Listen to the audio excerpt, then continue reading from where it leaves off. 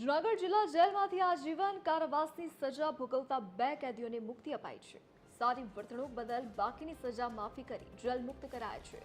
Jail સલાહકાર સમિતિની બેઠકમાં આ નિર્ણય લેવામાં આવ્યો। બેઠકમાં 14 વર્ષથી વધુ સજા ભોગવી ચૂકેલા કેદીઓની સમીક્ષા કરાઈ હતી।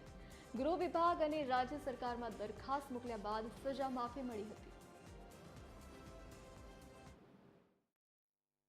आज रोज अत्रेनी जेलना पाका कैदी उपेन्द्र सिंह मानसिंह राजपूत तथा फकीर मोहम्मद अहमद भाई संजीनाओ ने बीएनएस कलम 473 वहेली जेल मुक्ति अन्वये सरकारश्रीए उपरोक्त 2 बंदीवानों ने बाकी सजानो भाग माफ करता आज रोज आ बंने कैदीओ जेल मुक्त थाय छे।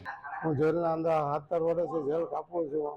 हूँ जेलना अंदर कामगीरी करता तो ऑर्डर वॉचमेन ने ने मारा से गुनो थई गयो। भगवान एवो कोईना गुनो ना कराव्या ने आवो गुनो करे तो आखा परिवार हैरान परेशान थाय।